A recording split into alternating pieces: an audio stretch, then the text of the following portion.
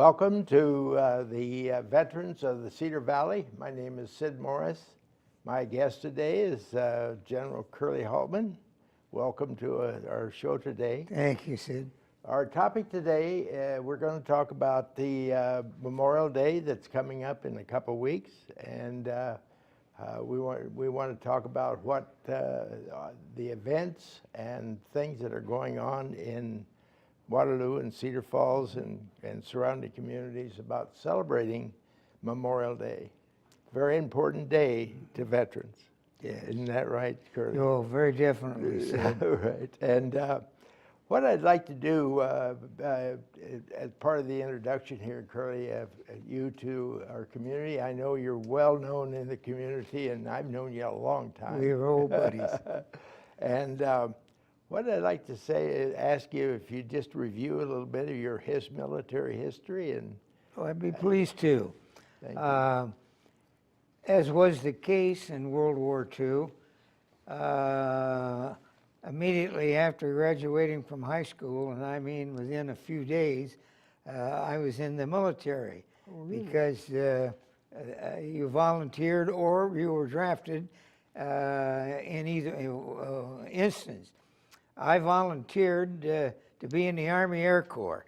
And in those days, there was no Air Force. It was the Army Air Corps. And I wanted to be a fighter pilot. That was my ambition in the military.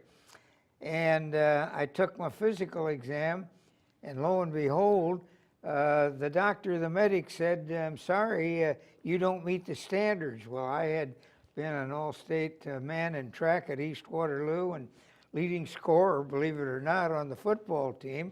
And I was floored. I didn't think there was anything physically, and what it was, I had a color perception deficiency. I wasn't colorblind, and that's why I really didn't understand, but I had a deficiency that requirement was in fighter pilots, and only in fighter pilots.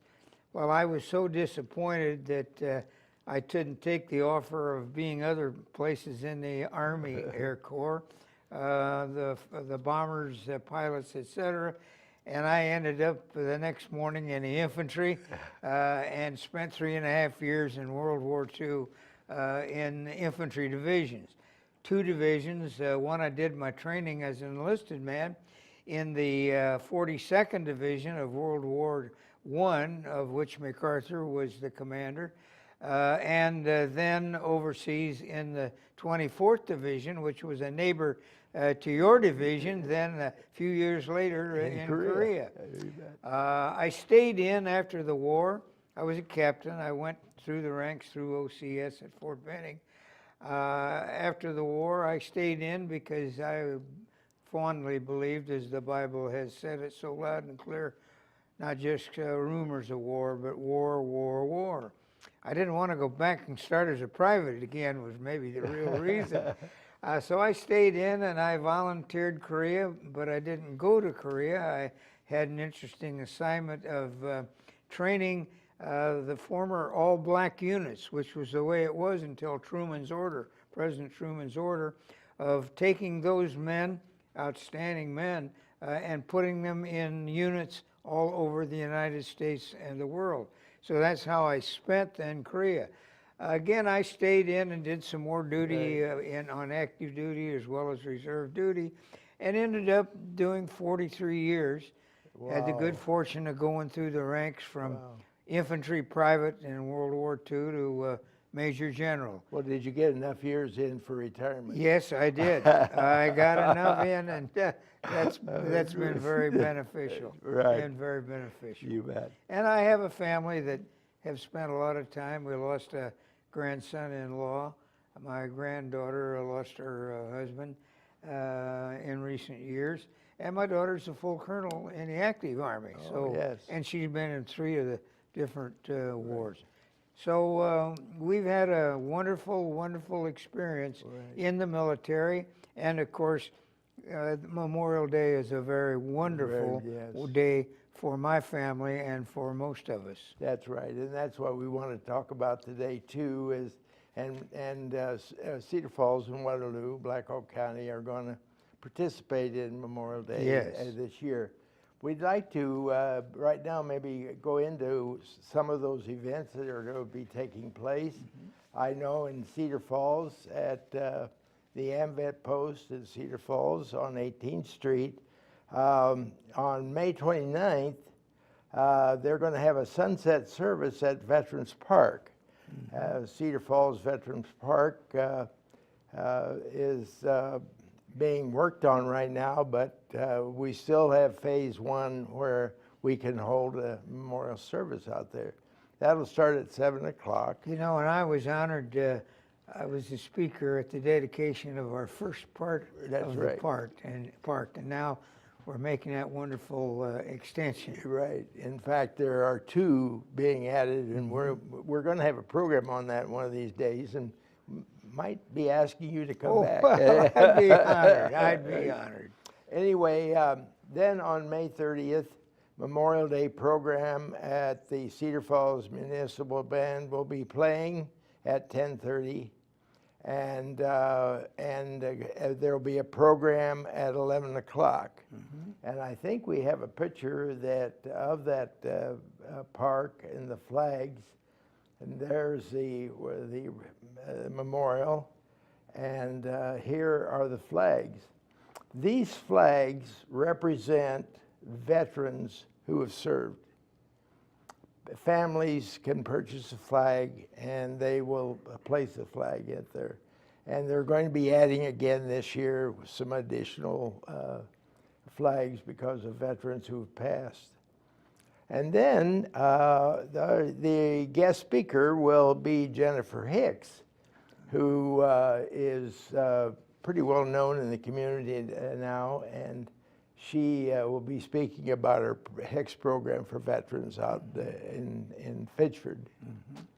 So that's, and then in Waterloo, they will be having a parade, and also Grout Museum will be having a lunch for veterans, and so we're going to celebrate. And I might add that our new American Legion post in downtown Waterloo, that we are almost totally completed, but we are open, and we will be open on that day, and we are serving not just the Black Hawk County veterans, but veterans of the area. And I, on that day, will not be in Waterloo. I'll be over at our neighboring town of Independence, and give the remarks over there. Right, well, good. So we're expanded Waterloo, Cedar Falls, neighboring towns, and we're well on the way of the new center, the Veterans Center up in Waverly. Right. We are, I don't know yet the opening date because it hasn't been set yet, but we're well on the construction. Right. I just think, you know, that's another program sometime. Yes. In fact, they've been wanting to come down and do a program down here. And you'll do that someday. But that story is just terrific. It is. I think it would be a good program for us to learn about. Also, what I'd like to do is move from that then into one of the things that comes up often are those troops who are buried in Europe, and I know there's always celebration on Memorial Day and that sort of thing.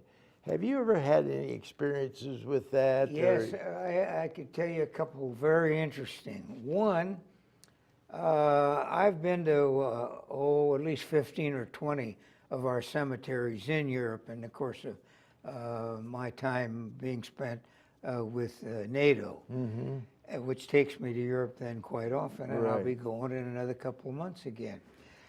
One of my football teammates in 1942 was killed in Europe, and I had searched cemetery after cemetery for his grave because I had been told that he was buried in one of the European cemeteries, U.S. cemeteries in Europe. And I was taking a group one day to a cemetery I had not been to before, and it was very much inland. It wasn't along the shore for D-Day's great cemetery is. And I asked the curator, and he said, well, I'll go back to my records and see. I don't know. And it is where a number of famous American veterans are buried. And sure enough, he come and he said, I have that name, and I'll take you to the grave. And it was. Interestingly, the following week I'm back home, and my wife and I are going through the Waterloo Cemetery, and just by accident, we find his recognition there too. Oh. So in a lot of instances, some bodies have not been brought back because the family has decided, and they have the right to decide whether or not to bring the body back to the U.S. or to leave in an American cemetery in Europe. And he was one of those that has a stone or a bronze information stone in both Europe, in one of our European cemeteries, as well as back here in Waterloo. Right. Isn't that interesting? Yeah, very, very interesting. You know, the Patton happens to be buried in that particular cemetery, which Is is that also right? quite interesting. Yes. You know, Memorial Day really started back in the Civil War. General John Logan was the general who actually started the celebration of veterans who were deceased in war. Thing that amazed me is that I can remember back when I was young, and I'm sure you can remember too, we never called it Memorial Day. No. We called it Decoration Day. Decoration Day. And that went on for years and years. Yeah. And finally it's come back to Memorial Day. And back when it was Decoration Day, everybody celebrated their deceased. Yes. The families went as a group to decorate graves. It's interesting how that history has changed over the years. Yes, I remember likewise as a youngster, probably back when I was only 6 or 7, every Decoration Day, family went and decorated the graves of our relatives, and it was really, after Easter, the beginning of the great events for the nation.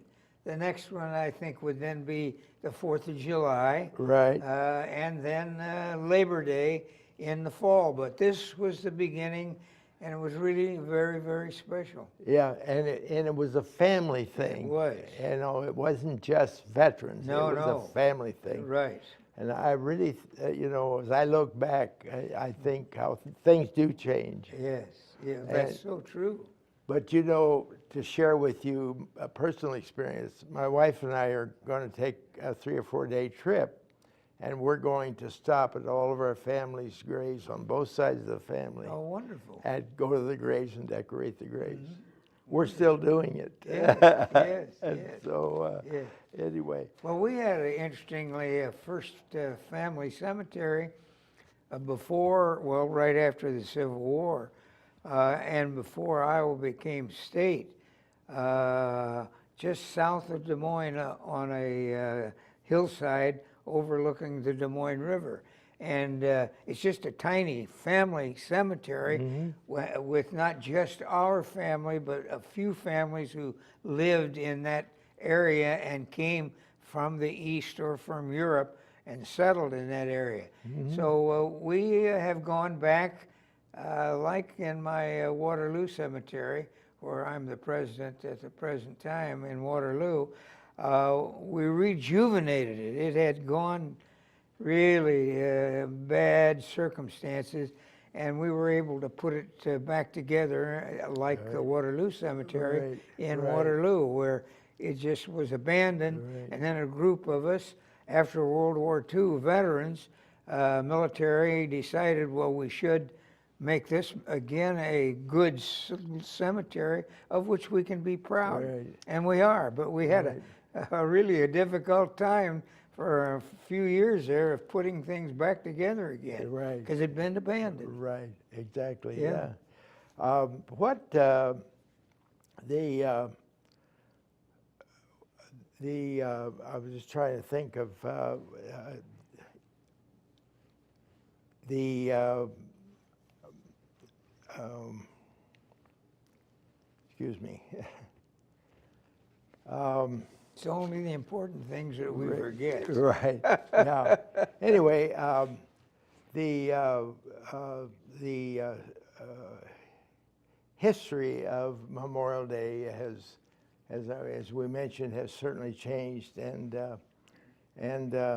but I'd like to kind of review again some of the events that are coming up, and let's go back over the Cedar Falls AMVETS and their celebration, and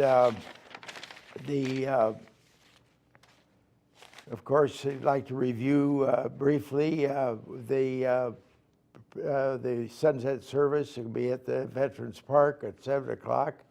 And then on Monday, May 30th, Memorial Day Parade, the Cedar Falls Municipal Band plays. And at 10:30, there'll be a program at 11. And the speaker, of course, will be Jennifer Hicks. And then also the program at Mallard Point. And so there are going to be a lot of events here working, reviewing or celebrating that Memorial Day service. So anyway. In Waterloo, we will have our morning parade as Right. we always do. But one of the things I want to mention that the public isn't really aware of is that the American Legion has now opened its Becker Chapman post. We lost our, but we found, we lost our post over next to the KWWL studios because they wanted to broaden their base, and it was a good thing, but it was a bit of difficulty for we in the Becker Chapman post, which is interesting. Those two men were killed. They were Waterloo boys who were killed in World War II.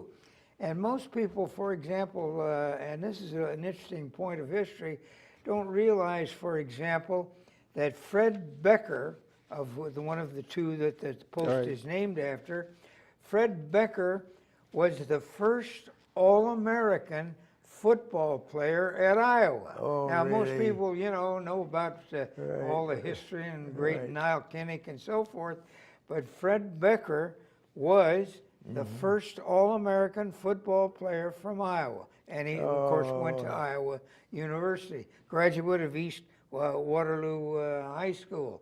Well, the Becker Chapman post is now relocated on the west side, just a block at the end of the block on Commercial from the Russell Lamson Hotel, and it's